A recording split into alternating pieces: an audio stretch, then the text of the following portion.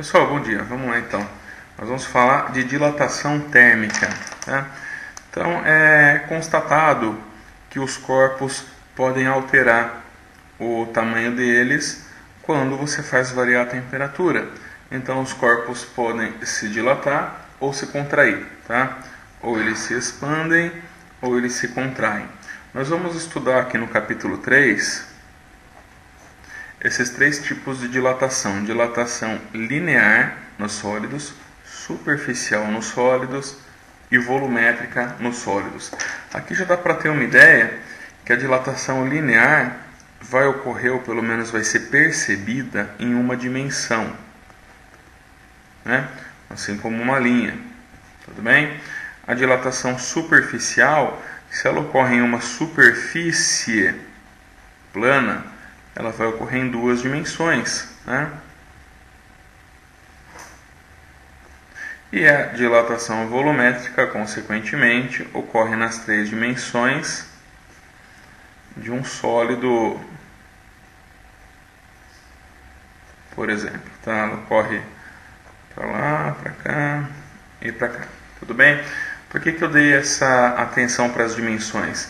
Porque é interessante, desde já, você ter em mente que quando você tem duas, né, dessas linhas aqui, você já está saindo de uma dimensão. Você já tem duas. Aí você só precisa fechar isso daqui, né? E se você tem três destas placas aqui, você já está saindo das duas dimensões, você já está indo para as três dimensões, né? É só fechar aqui embaixo. Você tem as três dimensões do volume, tá? Bom, vamos começar do começo então. Vamos ver dilatação linear.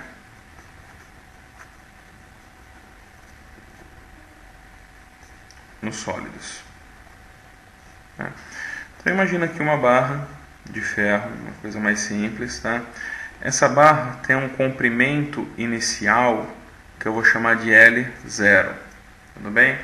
Depois de passar por um processo de aquecimento, eu vou constatar que o comprimento dessa barra alterou.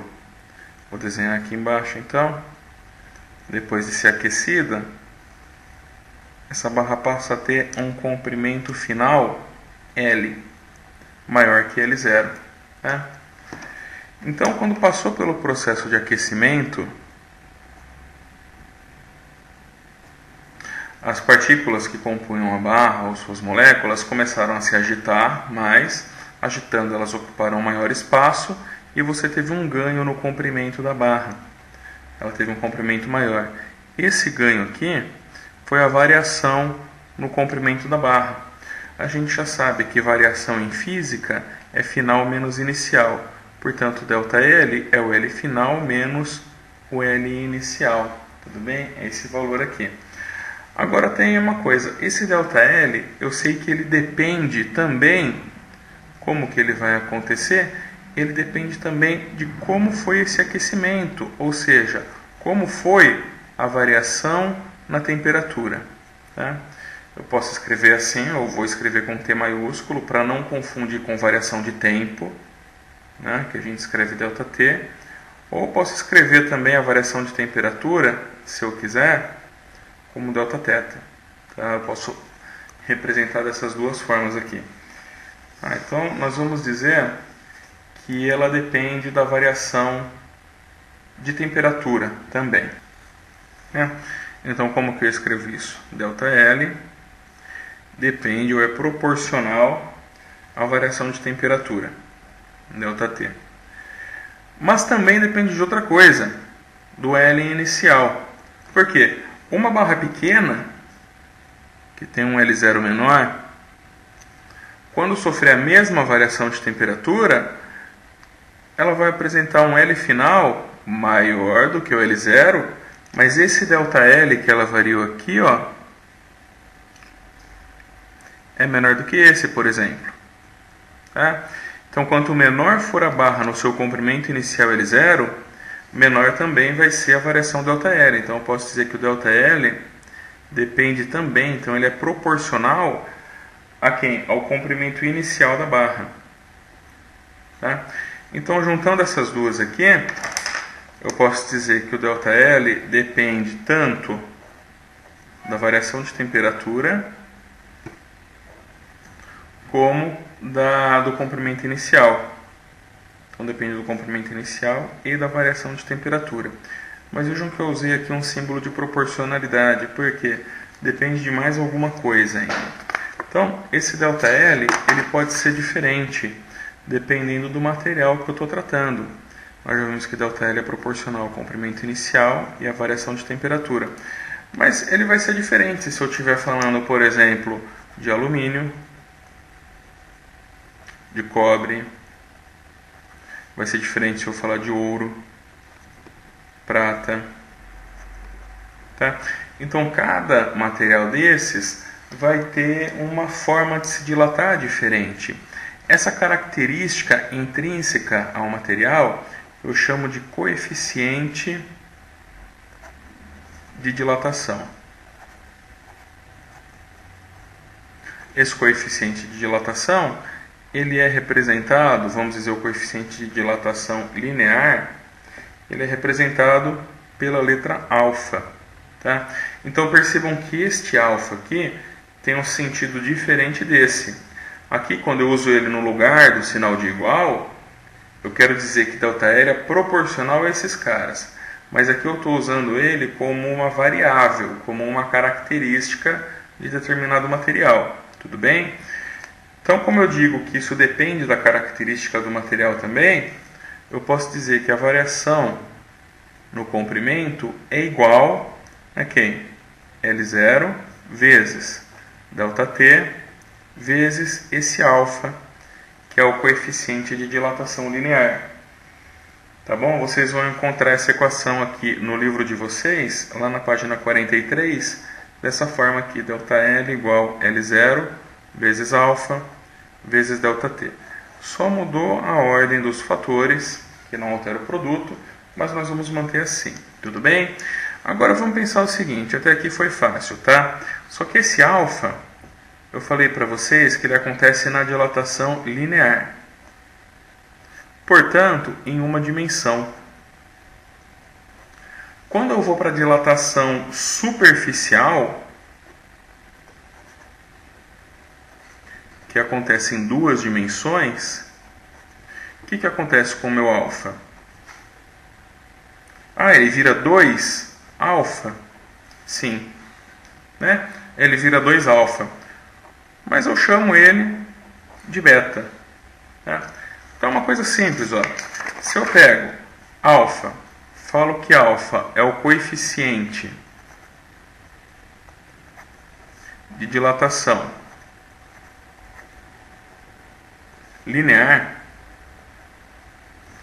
depende de cada material, o beta é o coeficiente de dilatação superficial.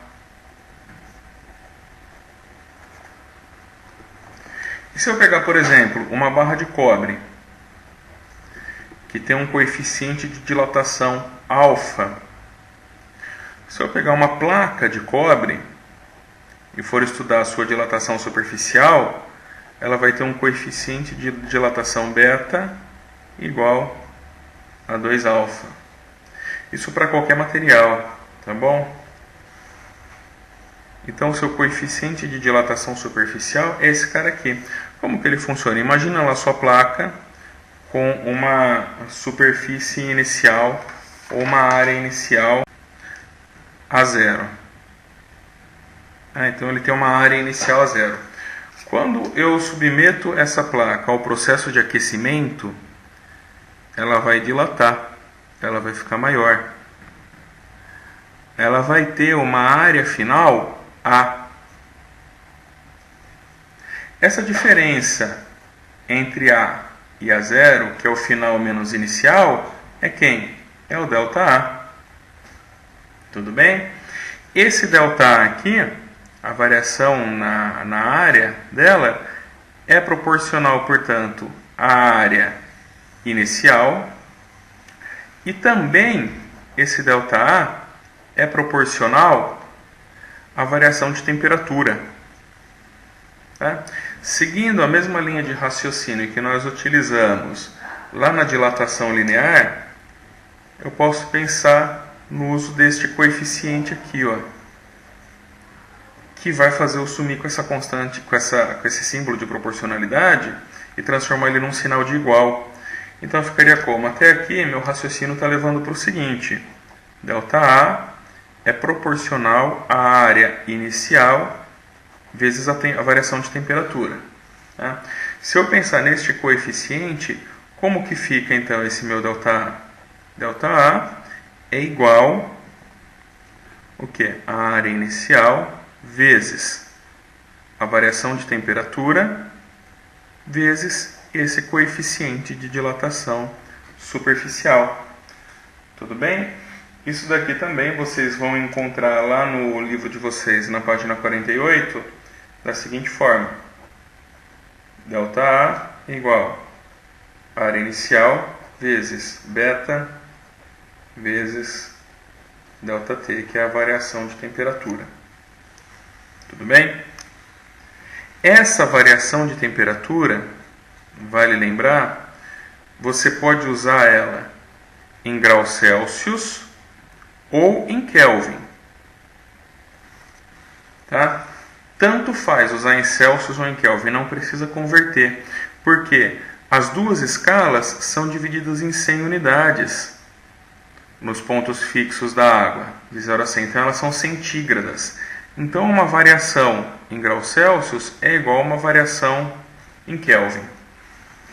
Tá? Então se você vai usar a variação, você não precisa se preocupar com a conversão de Celsius para Kelvin. Tudo bem?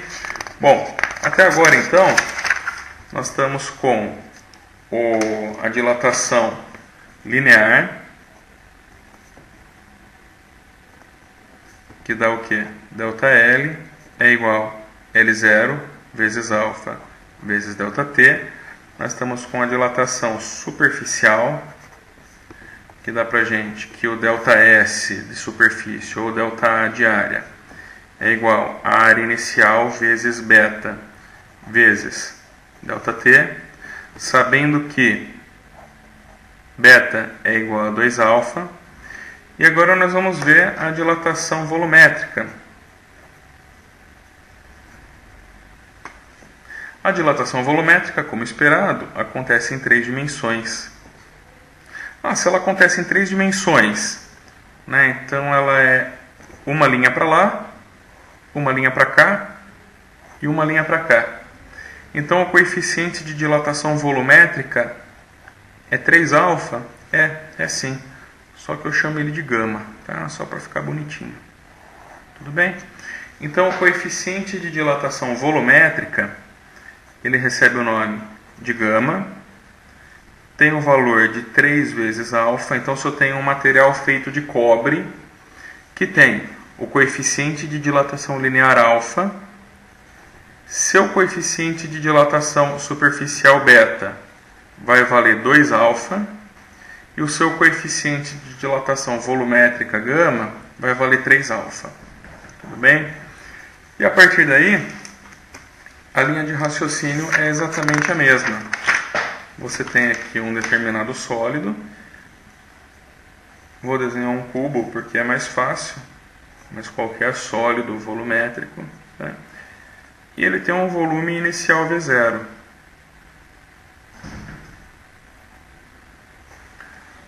Quando esse sólido é sujeito ao aquecimento,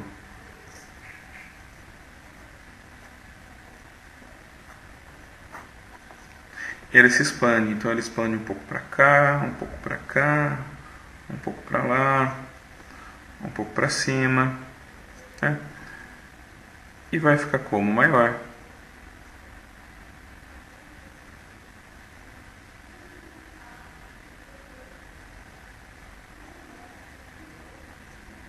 Aqui você tem um volume final.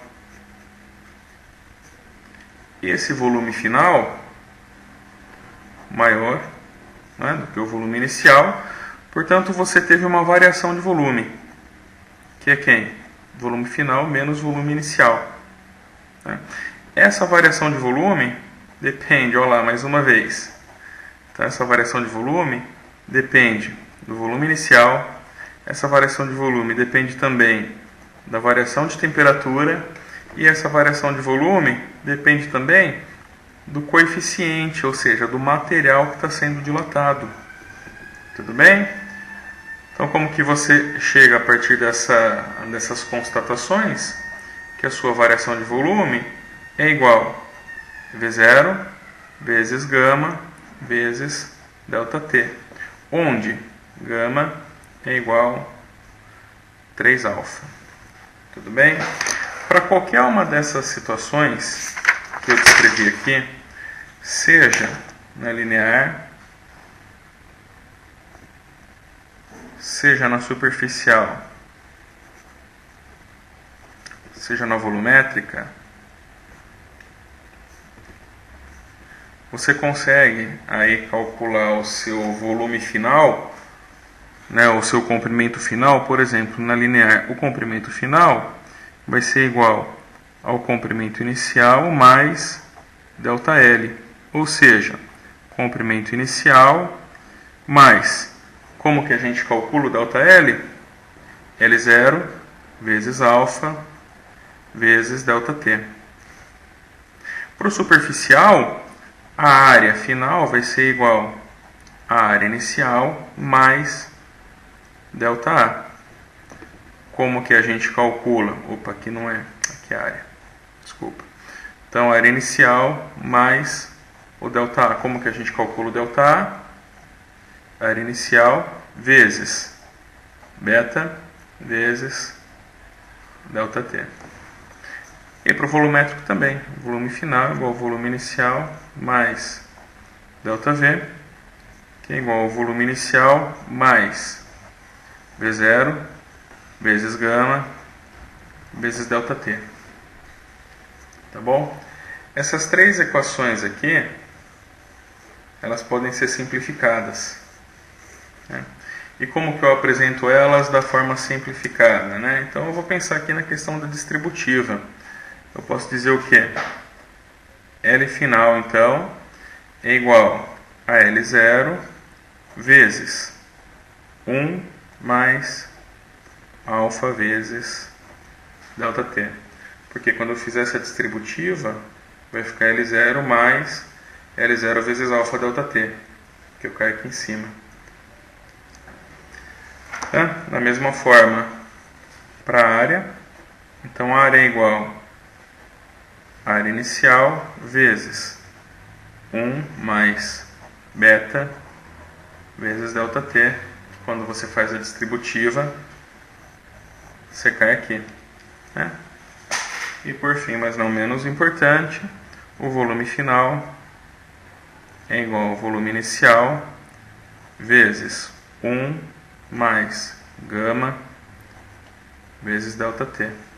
Que quando você faz essa distributiva do volume, você cai aqui. Lembrando que o gama é igual a 3α e o beta é igual a 2α. Tudo bem? Um detalhe aqui interessante. Falando em termos de dilatação superficial, o que acontece quando você tem uma placa feita de determinado metal com um furo no meio? A placa, você já presume que ela vai dilatar para fora, né? Então ela vai ficar maior. Então, tudo bem. E esse furo, o que acontece com ele? Gente, nessa situação, o furo comporta-se como se estivesse preenchido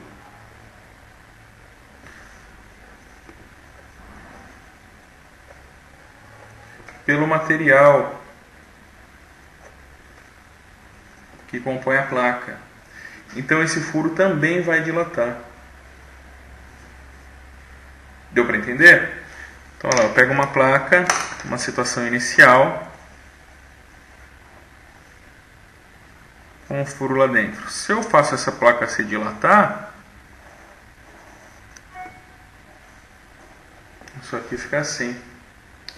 essa variação de área que o furo sofreu, então antes ele era isso, né? E a placa era, eu estou exagerando aqui no desenho, tá? Essa variação de área que o furo sofreu, daqui para cá, é calculada como? Esse ΔA aqui é calculado da mesma forma que esse furo, se ele fosse preenchido. Então tem a área inicial vezes coeficiente superficial vezes ΔT. Como se ele fosse preenchido pelo material que a placa é feita. Tá? Então ele dilata junto. Tudo bem? Pessoal, leiam aí com atenção, tá? O capítulo 3. O capítulo 3 de vocês traz alguns exemplos de coeficiente de dilatação, que ele é sempre calculado em grau Celsius menos 1. Tá? Então você pode tranquilamente colocar sua temperatura, a variação da temperatura em graus Celsius, mas como ela é variação, como eu já disse, você pode também colocar em Kelvin. Tá? Aqui dá um exemplo prático da utilização da dilatação. Então você solda duas placas, isso daqui existe nas geladeiras de casa. Tá? É o que percebe, é uma lâmina bimetálica que percebe, de certa forma, quando a temperatura aumenta. Então você liga isso daqui na tomada, de um jeito bem simples, tá? Liga isso daqui na tomada, e aqui você tem um contato, como se fosse uma chave de contato. Quando a resistência aquece, ela vai dilatar esses dois materiais, só que um deles vai dilatar mais do que o outro. No caso aqui, o alumínio está dilatando mais do que o chumbo. Só que como elas estão soldadas uma na outra, como que isso vai poder acontecer? Eles vão assumir uma configuração que parece uma seção de circunferência, onde quem está do lado de fora tem um comprimento maior, quem está do lado de dentro tem um comprimento menor. Quando ele assume essa configuração, automaticamente o que acontece? Abre o contato. A resistência desliga, para de aquecer. Conforme isso vai se resfriando, ele volta a fazer contato. A resistência começa a aquecer novamente. Então isso daqui é um esquema de funcionamento, digamos, de um aquecedor doméstico, para ele não ultrapassar uma certa temperatura. Tudo bem? Em termos de dilatação também, o livro traz algumas fotos de juntas de dilatação que existem nos trilhos do trem, do metrô, tá? E traz outros exemplos aí para vocês também. Então vejam isso daí. Dá uma olhada lá na parte de dilatação superficial dos sólidos. Aqui ele está falando também um pouco mais de juntas de dilatação. Aqui, tá bom? E na dilatação volumétrica dos sólidos também. Olha só o que acontece aqui com esse carinha. É o que eu falei para vocês da placa com o furo no meio. Então, do mesmo jeito que dilata o material, dilata o furo que está dentro. Tá bom? Então é isso, gente. Por enquanto é só. Dúvidas, coloquem no fórum. E estamos aí.